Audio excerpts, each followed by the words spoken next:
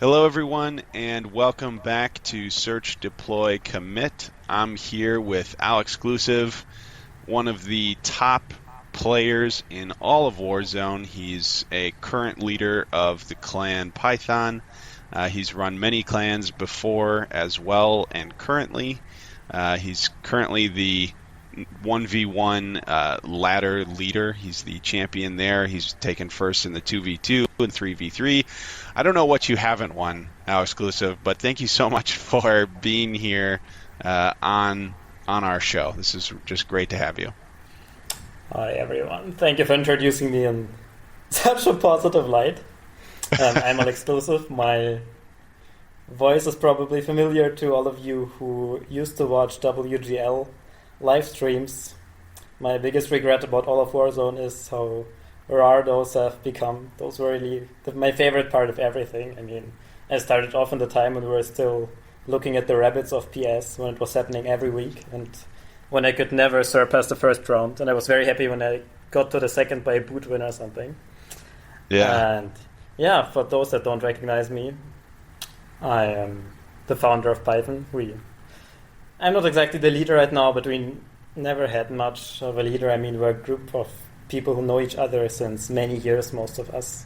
I joined Lynx, one of the clans that merged into Python, Lynx and Outlaws, and I joined it in 2016. And we're the biggest part of the players I'm playing since then.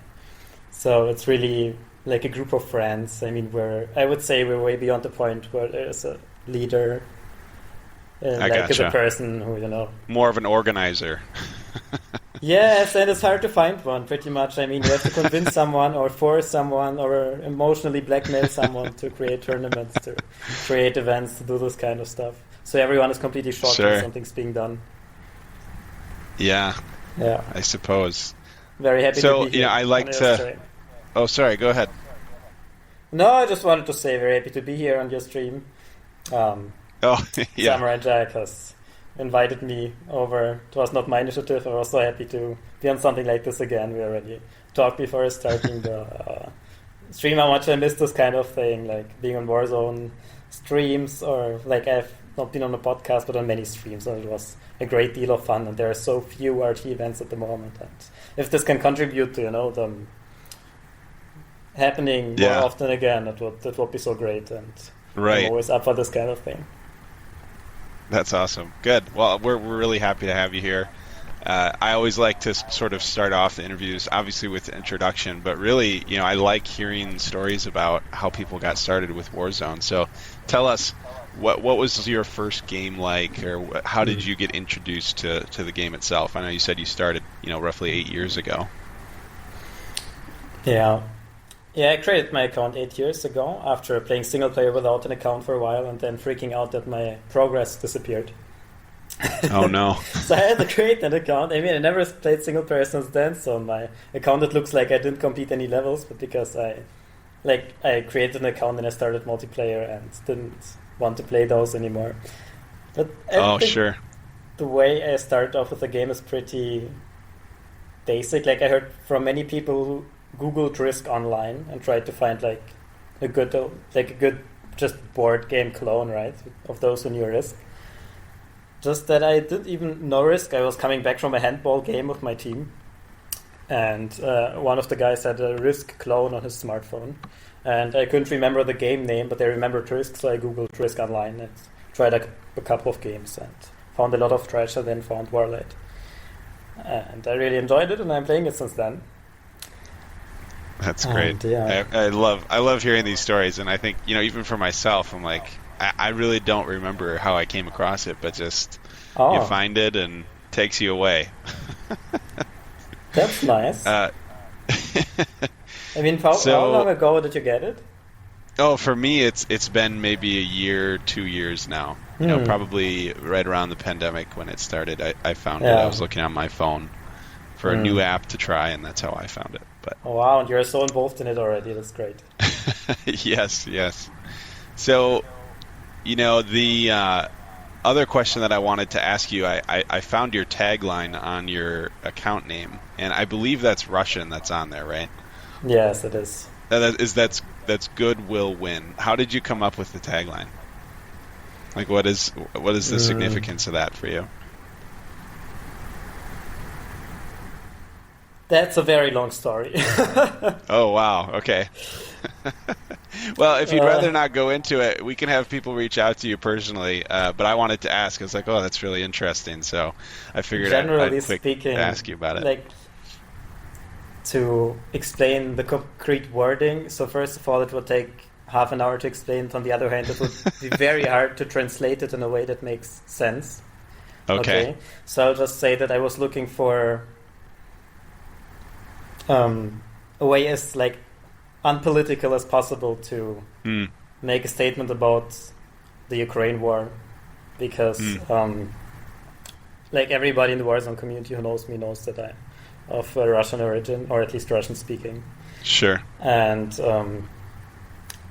like, I don't want to talk about this much, but obviously in my like personal circle and like generally Russian speaking community around, there's a lot of support for what's happening, and people get very political about things. So I was just looking for something that's like anti-violent, and shows confidence that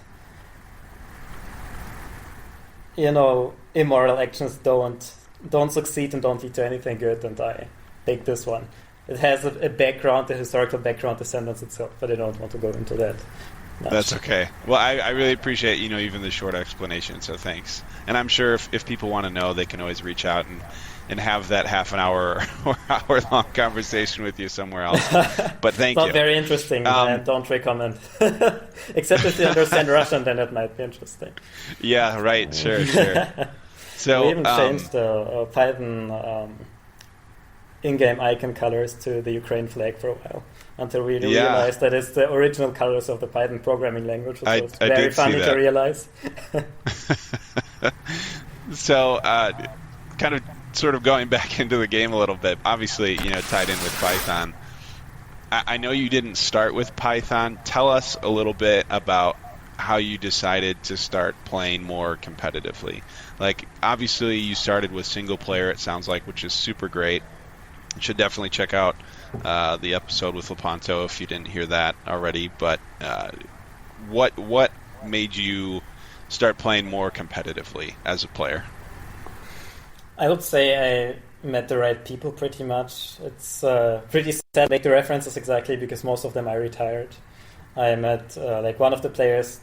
This name will mean nothing to you because he retired before you started playing, was Hot Beach Bum, who I just met in open 1v1 auto games, and he started giving me tips. And when someone gives you tips and you apply them and suddenly you beat players you've never beaten before, that it's really very motivating, and you start asking questions and you get into rematches and improving every time. And another player who is, I'm not sure if he's completely retired, I see him every now and then, but pretty much is Bibra, a French player who was on Links with me.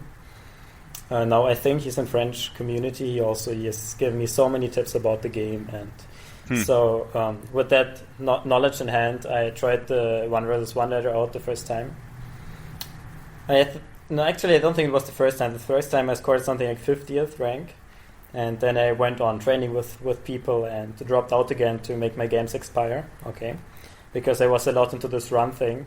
The rating system in the 1v1 ladder works in a way that when you have a loss against a much weaker rated player, it's very hard to recover from that. So one of the approaches to rank high is to drop out, wait for 5 months for the games to not count anymore, and join back in. I did that once, and the second round was much more successful, and I ranked third.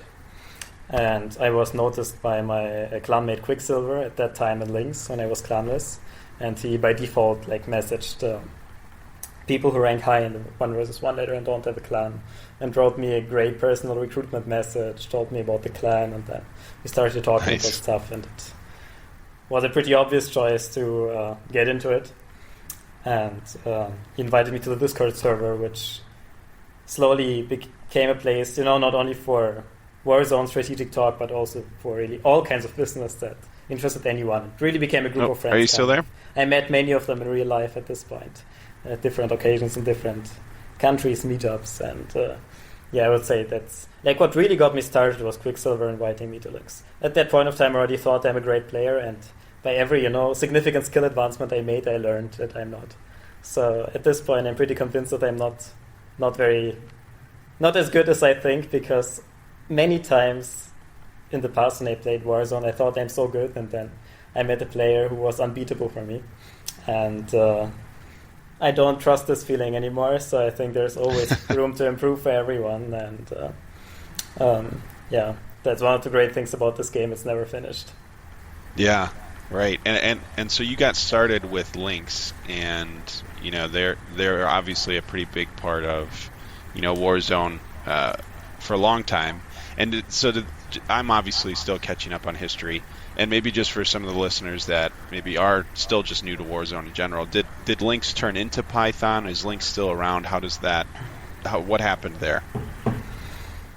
I think it's like the biggest part of the long story is not much interesting. The interesting part is that 1 year ago, the Division A clans, which were both like full lineup, very highly skilled, Lynx and Outlaws.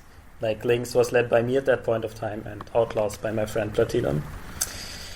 So Platinum and I started talking a lot, and generally members of the clans. At some point, we decided to merge and make a new clan, because as it happens in these situations, it's hard to decide which clan joins which one, because will always seem like one has eaten the other. Okay, and it's sometimes better to create a third one. But the really interesting part about the story is that Lynx and Outlaws have been in quite a conflict for a number of years. Because you know how Python works, right? Python has 101st as kind of its training wing brother clan, and Outlaws used to be part of 101st. And there happened to be a conflict, and very long ago, it had already happened when I joined Lynx in 2016, so it's more than 6 years ago, when Outlaws split out of 101st. And since then, the atmosphere between the clans has been pretty tense. But over the years, when the leadership was exchanged and more new people came in, and there were like many Lynx and Outlaws players spending time together and playing together and liking each other, chatting. So we just randomly at some evenings talking in the Clan League Discord server, someone brought up the idea just for fun that we could merge, because it seemed like such an absurd idea that out of everything those two clans would do. And suddenly people started supporting that and saying, basically, I don't have any problem with it, and both of us have trouble fielding lineups at the moment. And what if third and fourth, that were our ranks in Clan League at that point of time, third and fourth rank, could, maybe together they could form a first and this kind of stuff. And we started, building more into it. Then we invited all the Outlaws players to our Discord server, and it got so active immediately and so much more fun. And we just built more into that idea, and it apparently really was cool. meant to happen. Yes, that's a very cool part. And obviously it's continuing to go well. I mean, you guys are, playing very well. At least as far as Clan League goes, and I know that's obviously changed in recent times here as far as what that looks like, and what the future holds. I think some there's probably some questions, but I think obviously only good things for your clan. Looks like, in the future, of course. The excitement for Clan League has been bigger before. I think that's quite obvious. Yeah, sure. So, I know we've obviously talked a little bit about, you're starting to play competitively, and obviously how you got started, and a little bit about, your clan and how they started, which is so great to hear that story. Tell me a little bit more about yourself, like when you're playing in a competitive match, especially ones that are sort of have to win situations. What is going through your mind in those games? What is the pressure like? I know some of these games, they're multi-day games where you can spend some significant amount of time planning your turns. But still, I mean, obviously certain things are on the line at certain points. What is it like for you? How do you help yourself focus to make sure you make the right moves to win those matches? I would say, to answer the first of these questions, when you are in a must-win game, regardless if, the opponent is supposedly much less skilled than you, or if you're just in such a good position that you have to win, or lose, your position is so good that a loss can only be caused by a mistake, and you just try to play very safe. So I would say, maybe that sounds very rhetorical, but I really never said it before, and it just came to my mind. But I think it's very fitting for this, that the difference between a great player and a good player is kind of that the good player will seek a way to win, and the great player will seek a way not to lose. Because at some point, like at some skill level, everyone knows the tricks, how to attack your opponent, how to expand, how to counter. Everyone knows that, but everyone still gets countered and out-expanded and everything. So you need to see, okay, these strategies are available, these options to expand. How could these lead to a loss? How could I be countered? How could something happen that makes me lose the game immediately? And whenever you find something, dump the plan, do something different. I think if you get into that kind of thinking, that you constantly seek for ways how you will lose if you play the way you play, like looking back into history, seeing what you see from, like, what you know about your opponent, filling the gaps you can't know with what would make sense, and then you check what could your opponent do to make you lose, and make a strategy that under no circumstances makes you lose immediately, or with the least probability makes you lose. And I think that's kind of thinking wise. Of course, it's like a very general thing to say, but thinking wise, I think that's what it's most about. What I love about Warzone, like, I am also a chess player. I've been playing chess since I was 5 years old, but I distinctively like Warzone more, even if I'm good at chess too. But it's definitely much more fun to me, mainly for the reason that at some skill level, Warzone is just missing information game. Like, you have a certain pack of information and a certain pack of missing information, and the second pack is the important part. You start speculating, okay, what could be if the opponent is there? What would make sense? What does the opponent know about my position? What information is he missing? What must he be thinking about what I am doing?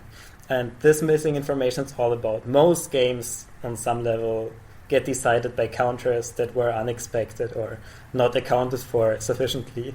And this aspect of the game completely doesn't exist in chess. Like, you see everything, and the person who counts better and has a better game understanding always wins. Warzone is not like that. The much weaker player can win a game if he has one burning idea and the opponent doesn't see it. And that makes games so different and so exciting after. Don't know how many I've played, 12,000 games, 13,000 games, something like this. And I still love opening the game every day and taking multi-day turns. That's so great. And I think that's such a good point. You know, that unknown and that comparison to chess, I think, is really interesting too. But that unknown factor of hundreds of locations that you can't see on a map that could be affecting, you know, your future moves. I think that's really great. And I can see where your chess ability and trying to see future moves, or at least look into the future a little bit, can help you with your current play.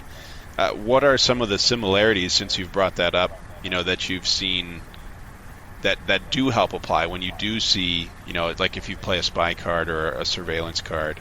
You know, what kinds of things do you see in comparison to chess that have really helped you with Warzone? I'm not sure about helping, because I mean the concept, like the fundamental concept, is so different that most things don't apply. What I've always said to compare the two games is that chess and Warzone are the only, like, of course, leaving out games that are skill games but very simple. Like, for example, you could say I'm not sure how this game is called in English. There's a game where you throw like little balls or little coins into a maze, and if you get 4 in a row or 4 diagonally, you win. Okay, this is also a pure skill game, but it's very simple. Okay, if you leave out this kind of games, Warzone and chess are the only games I know that are, on the one hand, complicated and like you really need to think a lot for them to perform well and very skill based, and on the other side they don't have a luck element, or you can eliminate the luck element almost completely. You could say, okay, chess doesn't have any luck element, 0%, everything is visible, chances are 100% equal every game. Warzone has a little bit of it, the first pick situation, you could play weighted random games, okay?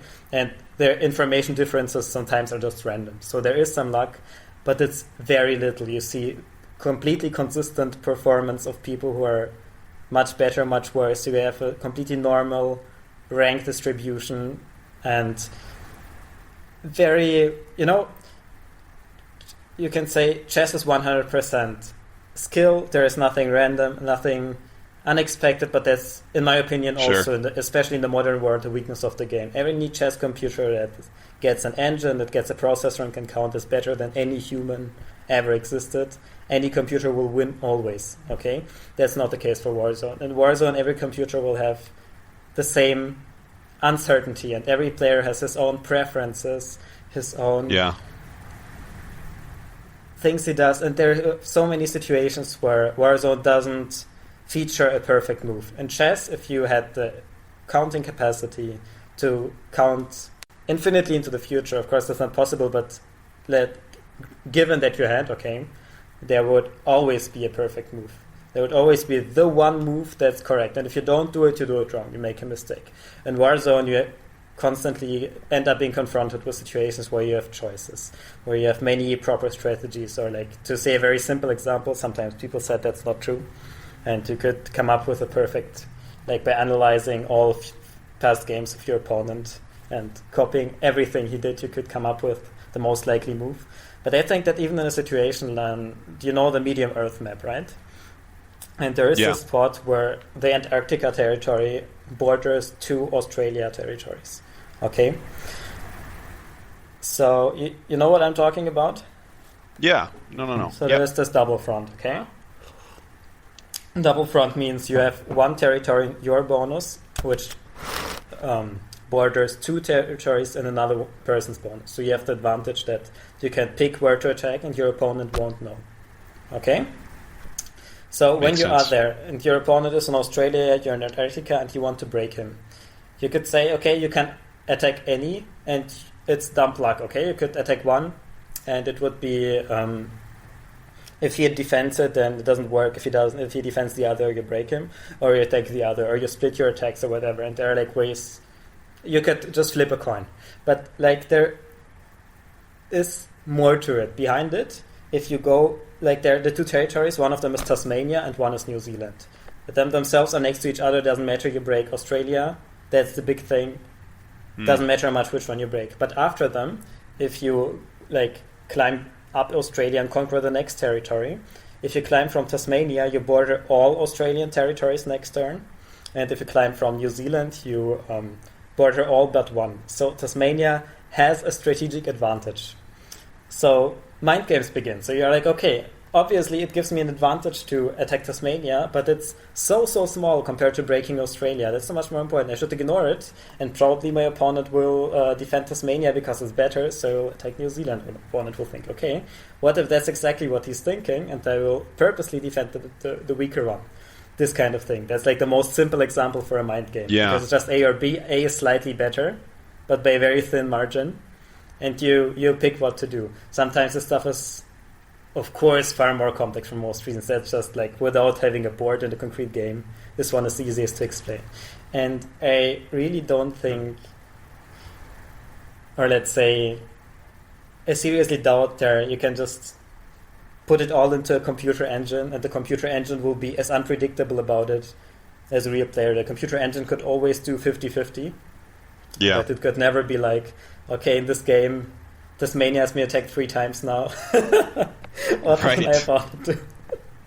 And that's always the thing. Some things might seem more obvious, right, to a player. Oh, well, of course he's going to attack there. That's the advantage, right? Exactly. But sometimes you come across things where you can do the wrong move on purpose because it doesn't have much disadvantage to confuse your opponent. Deploy one army behind the front so that your opponent tries to count what you conquered, which bonuses, and must get it wrong because one army is missing or 2 armies or something. And this can have so many things which... So many variables. Yes, which are very much on the subjective part and on the lacking information part. And if you were looking for a perfect move, you would be disappointed. I am quite convinced of that. Yeah, no, that was a really great explanation. You know, even just we always like to ask for tips for new players, but that was great. I know I made the it other too thing. long. I'm sorry. No, that was really good. So the other thing I definitely want to talk with you about is your charity cup that's coming up here. if it hasn't already started, what is it's coming up here soon, isn't it?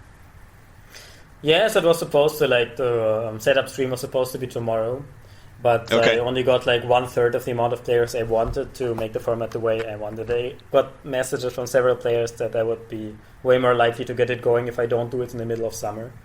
You know, Makes sense. I'm staying in India at the moment, and I don't realize when summer is as much as I used to because it, like, times of the year work differently here. You have monsoon and no Yeah, monsoon, right. not so much summer and the rest. It's actually colder now than usual rather than hotter. And so I thought I might cut it down, make it slower, or extend the sign up deadline. But I think it makes more sense if I just set it up at a time where more players have time, and I Gotcha. engage a bit more in messaging players, because I didn't do that at all. I just started the forum thread and forwarded the link to the forum thread and all Discord servers I was in Warzone related, but it was not enough, and I'll just do more next time and just copy paste the rules Sure. and the format, and this will just happen at a later point of time. Yeah. Thank you great. everyone Well, I mean, who was ready to obviously- contribute. I'm very happy for those who came. Yeah. The average skill of the players to sign up was very, very high. I was really happy how competitive it would have become, and I'm really looking forward to the real thing taking place and such great players signing up again. Yeah, and I think, just a sign to, show you're wanting to help, other people and still have fun at the same time, I think is a great idea. And, whenever you do end up having it, I do want to also be a part of contributing to the winning charity, and I'll match your donation. So whatever I think you had on there, I would match it. So I wanted to That sounds publicly great. share that with you. And, obviously, if you didn't have it happening right now, would want to obviously be a part of that in the future. I will let them reach out to you when I come back with Yes. Yeah, definitely. So everybody stay tuned.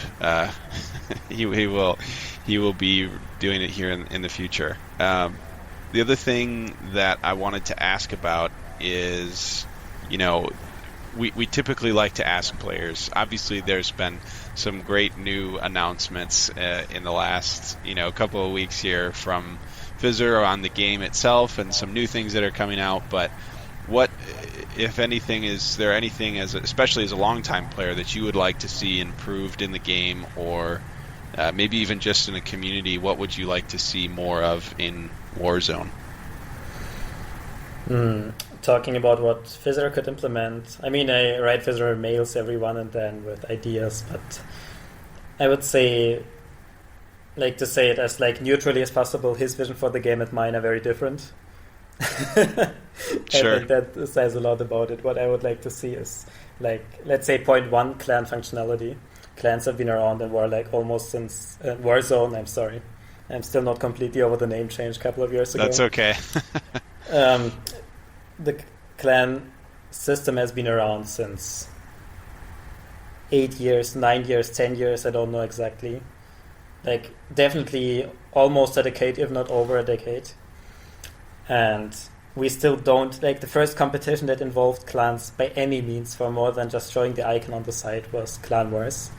And, like, of course, any kind of competition is great, and especially for clans without much of competitive claim, but a lot of activity, it was a great opportunity to, like, perform on simple templates to get some visible reward, these idle things and the map, and, like, if you perform very well, like, for first to get, like, in that, you have this winners of the seasons tab where you can, like, your clan will forever be standing and all this kind of thing.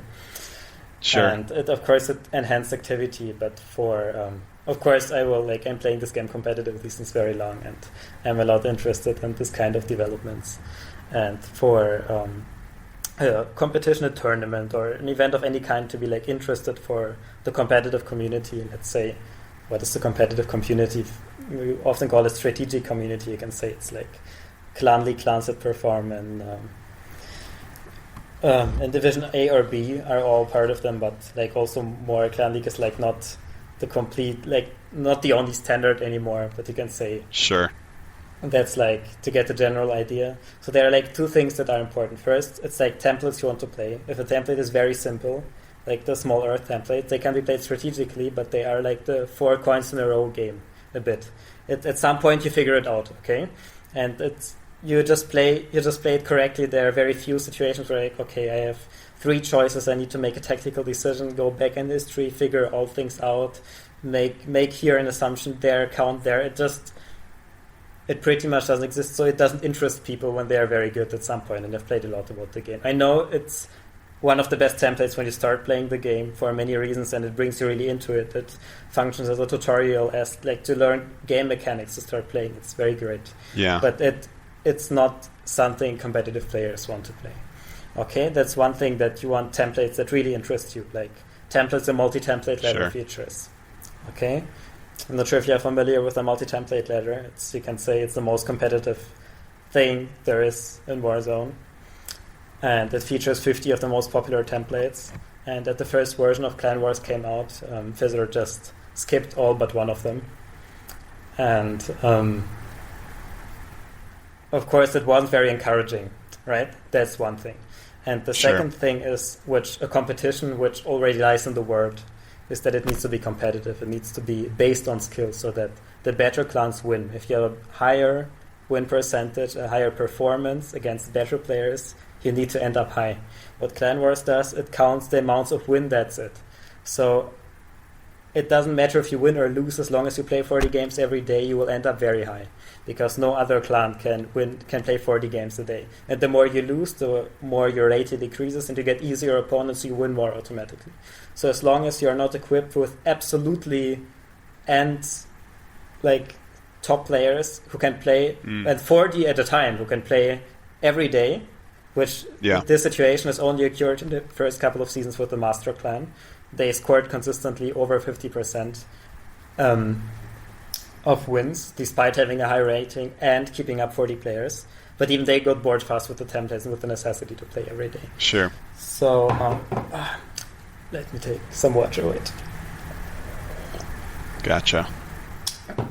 Yeah, I mean, I think there's always ways to improve, in the game, and I think this is where it's just a nice opportunity for you to get to share some of that, with all of us, and maybe if it's something we can work on collectively, or even with Fizzer, I think it's only good things that can come from that as a group. So beyond that, though.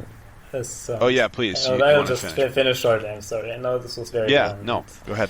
I'm just saying that if you have 2 characteristics that the competition needs to have, first, templates the really good players want. Okay, of course it can be a big discussion if it's like a majority or not, but it's pretty clear which templates feature a skill competition at the very highest level and which templates are capped skill-wise, and at some point everyone performs almost the same. Okay, so this one thing. On the other hand, and the second thing is a rating system which prefers high performance, like percentage-wise and elo-wise, and by any skill measure or not amount measure. If both things are missing, it's very hard to keep people on it.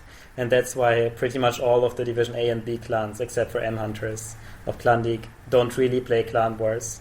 Next to the reason that most people just can't commit to playing every day at a specific time. But it would be really great to have a clan functionality that is like a ladder, or like Clan League, where you can really make your skill count, and that the best clan wins. That would be great. Yeah, and I think, what does that look like if Fizzer doesn't implement, something like that for the game itself right away, and with Clan League sort of sitting where it's at right now, is this something, what do you think is the next step? What will happen, for the players without Clan League?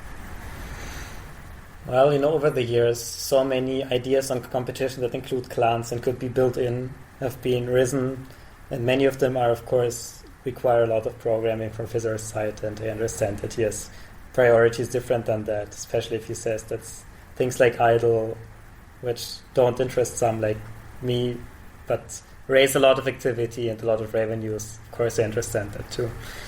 Some clan functionality things could be implemented in a very simple manner without even adding a new competition. For example, you could sort the clans in the 1 versus 1 ladder, and in every ladder you could sort the number of players by clans, okay? And for the highest 20 ranks or 30 ranks, you get experience points every day. Yeah, like when I log into Warzone every day, I get 17,200 points for being first to the 1v1 ladder since 3 months.